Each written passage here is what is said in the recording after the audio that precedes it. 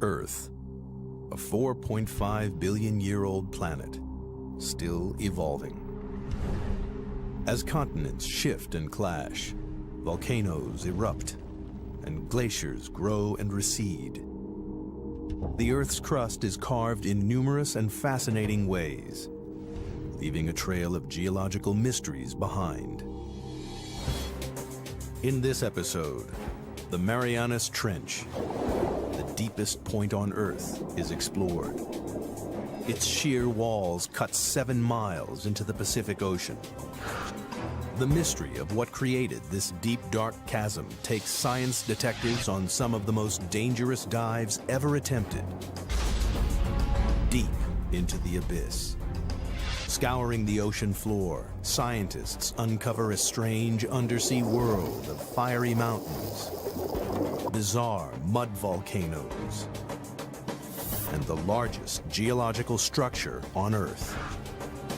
Discoveries from this unique underwater world will revolutionize our understanding of the powerful forces that shape not just the trench, but the Earth itself.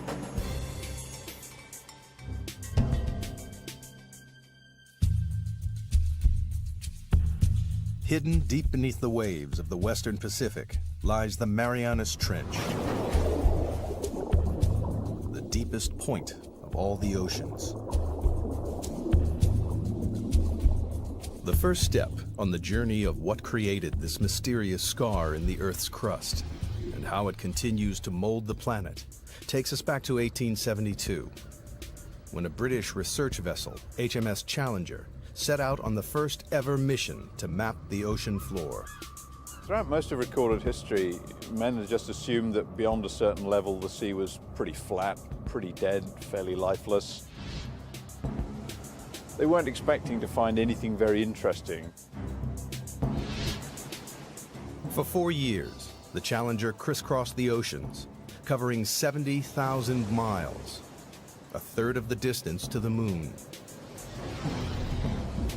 The crew plumbed the depths every 140 miles, using a total of 249 miles of rope and hundreds of pounds of lead weight. It was tedious, backbreaking work, but at the time it was the only way to measure the depth of the ocean floor.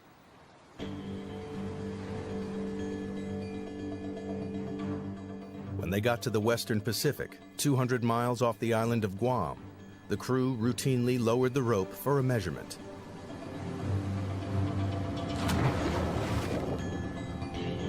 But the weight kept on dropping and dropping. It's a big surprise. Nobody thought the ocean was this deep. So all of a sudden we've got scientists saying, why is that?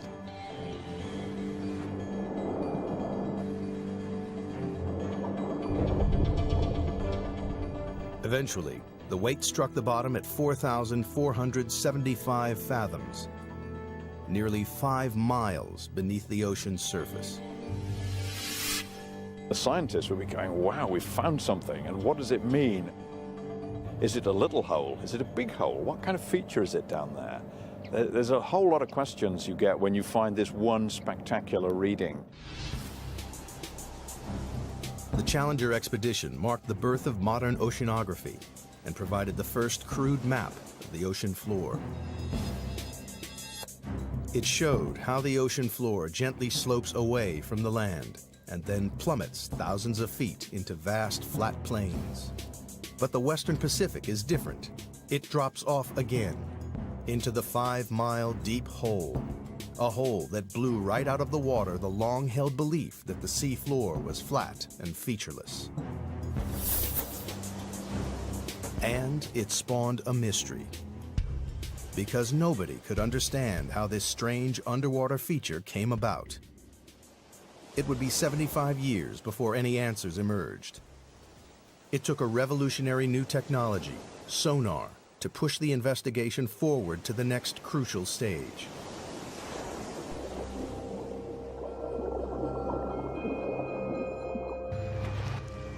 Sonar was first developed in the early 1900s and then perfected during the 1940s to detect submarines lurking in the deep.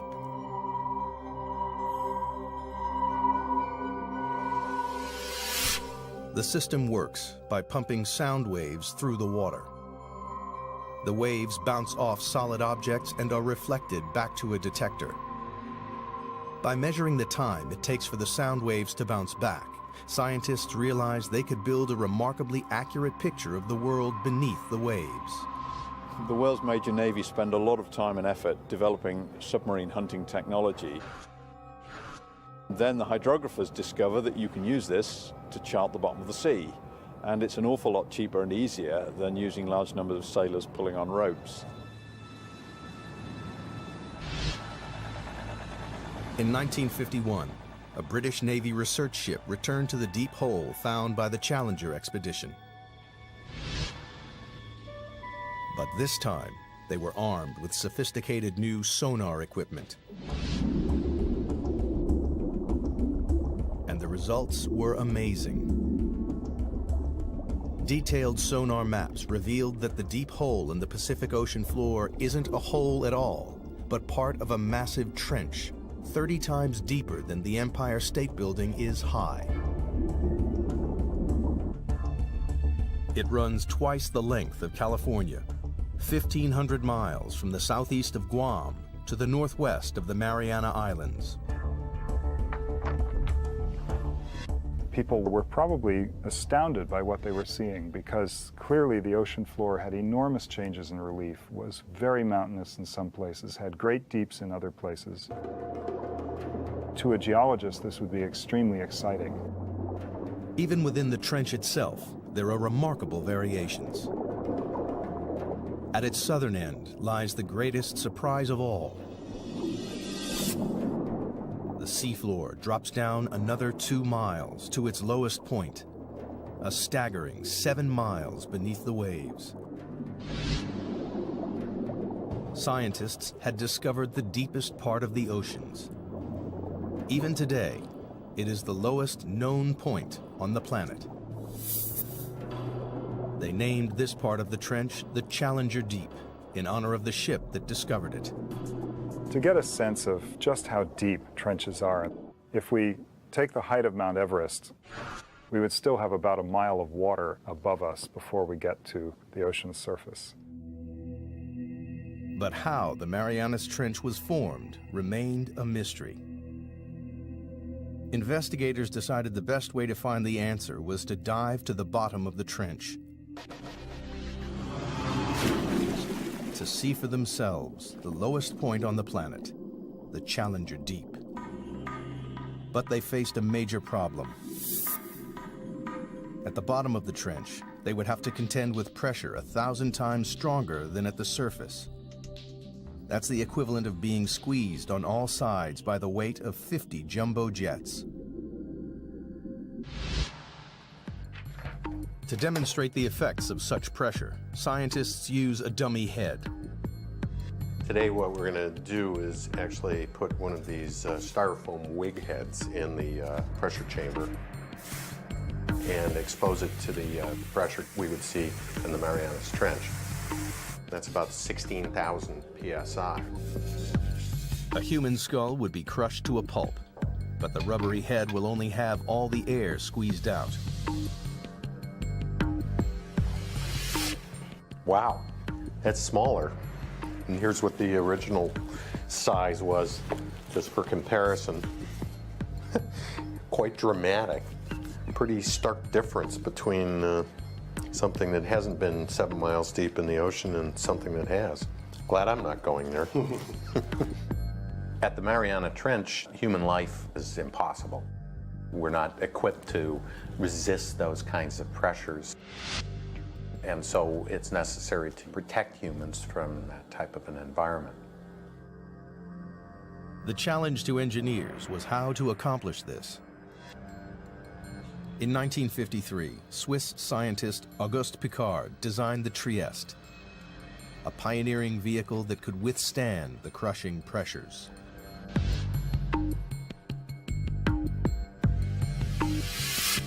The submersible was dominated by a 50-foot-long hull, filled with light aviation gasoline and lead weights to control buoyancy.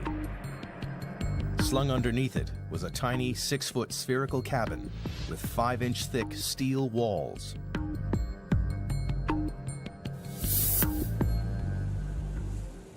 Finally, after 7 years of modifications and manned test dives no deeper than 3.5 miles, the Trieste was ready to attempt the 7 miles to the bottom of the trench. The commander of this perilous undertaking was U.S. Navy Lieutenant and deep-sea explorer Don Walsh. I know the astronauts that go through this all the time. Why do you have to be there? Why can't we just put up a robot to do things? We've got to be there because that's what we do. Only a few officers and scientists knew about the risky mission, which was launched in January 1960 from the western Pacific island of Guam. Guam, in those days, was kind of a backwater. It was just right for us because we were trying to do this project sort of out of sight because we weren't too sure it was going to work. The Navy just didn't want to be embarrassed by a failed science spectacular. Accompanying Walsh was the son of the Trieste designer, engineer and oceanographer Jacques Piccard. The two men would spend the next 9 hours squeezed inside the cramped sphere. And we had 20 cubic feet of space inside. That's about the same as a household refrigerator. And the temperature was almost that cold inside. It was a drama. The story of how the Marianas Trench came to be is beginning to take shape. In 1874, British surveyors were the first to discover a 5-mile deep hole in the ocean. 75 years later, sonar mapping revealed the hole to be a vast 1,500-mile-long trench, with the deepest part 7 miles beneath the surface waves of the Pacific. To gather further evidence, 2 courageous men were about to undertake the most dangerous dive in history. They would venture into the abyss and go to the bottom of the Marianas Trench. The Marianas Trench is one of the most remote, inhospitable places on Earth. In January 1960, 2 deep-sea explorers, Don Walsh and Jacques Piccard, plunged into its depths on board the submersible, the Trieste.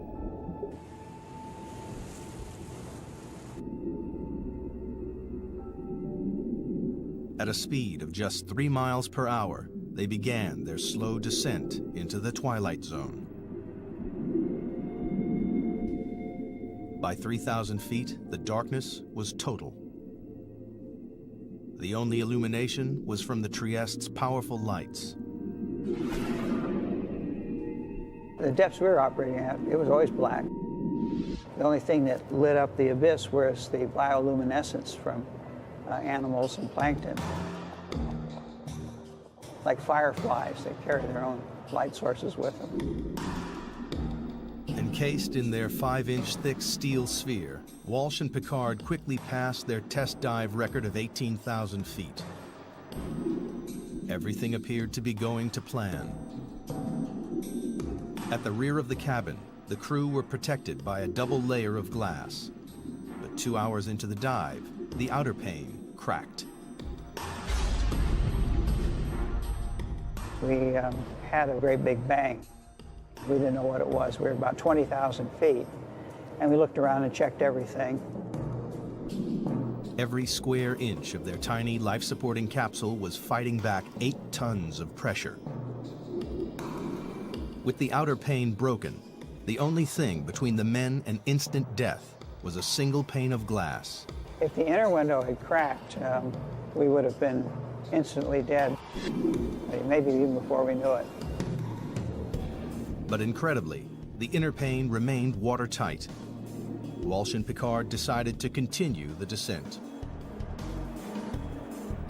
After a tense, claustrophobic 4 hours and 48 minutes, they approached the bottom of the trench, only to be startled by movement on the sea floor. Just before we landed, we saw a flatfish about 1 foot long. And that's a bottom-dwelling fish, so if you see one, there are others. Nobody expected to see life at these crushing depths, but it meant the explorers had reached their goal. The very bottom of the Marianas Trench. The depth gauge, with a reading of 35,800 feet, nearly 7 miles below the surface, confirmed the sonar findings.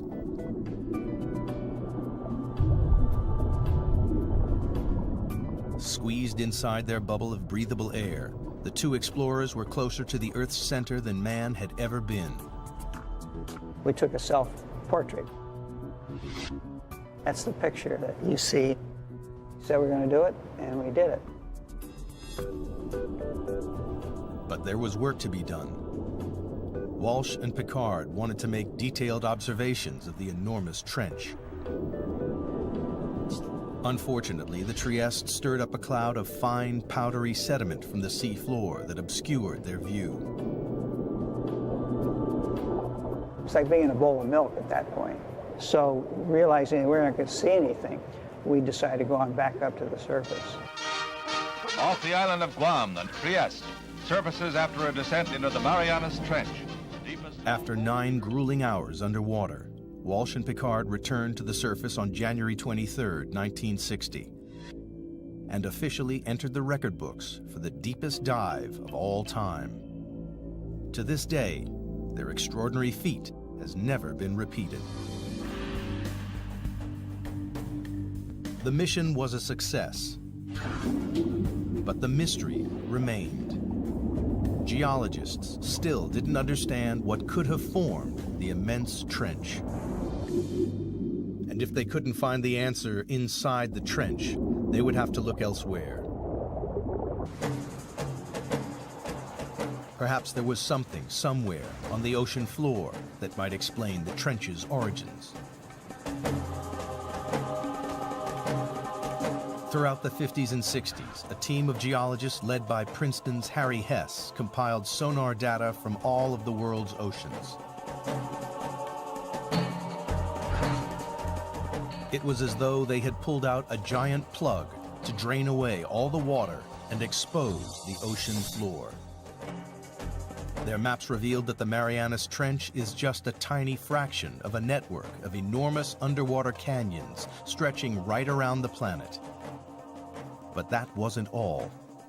Running parallel to the trench, on the other side of the Pacific, the map showed a giant underwater mountain range, the East Pacific Ridge. And this, too, is part of a global network, a 40,000-mile-long chain of mountain ranges that ring the globe like the seams of a baseball to make the largest geological feature on Earth. It was a major development in the investigation, one that scientists hoped might explain the trench's formation. The next step was clear. Investigators needed to understand whether there was a connection between the trench and the East Pacific Ridge.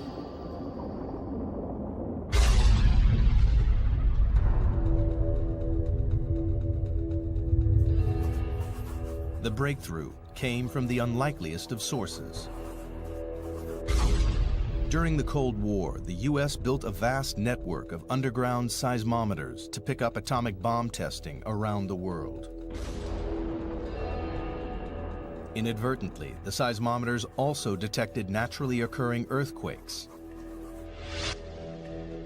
When geologists plotted these on a map, a pattern emerged.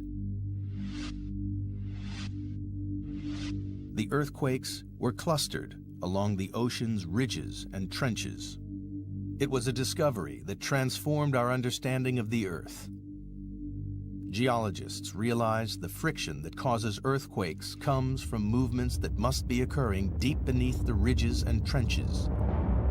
With this great investment in seismology, it became possible to locate very precisely where earthquakes had occurred. And it was these things, the precise location, the depth, and the motion, that really gave the outlines of plate tectonics. It was the birth of an extraordinary new theory. The solid layer of rock, the crust on which the land and ocean sits, is broken up into a series of vast slabs that geologists call tectonic plates. It's these plates that are moving, grinding past each other, and triggering earthquakes. The The underwater ridges and trenches sit on the boundaries between tectonic plates. The East Pacific Ridge and the Marianas Trench lie on opposite edges of the Pacific Plate. The journey to discover what formed the Marianas Trench is accumulating additional evidence. The Trieste dived to the bottom of the trench and confirmed that it is the deepest point on the planet. Sonar maps then revealed the East Pacific Ocean ridge running parallel to the trench. To solve the mystery of the Marianas Trench, investigators needed to find out exactly what was happening at the East Pacific Ridge, and that meant exploring these vast mountains, 8,000 feet underwater.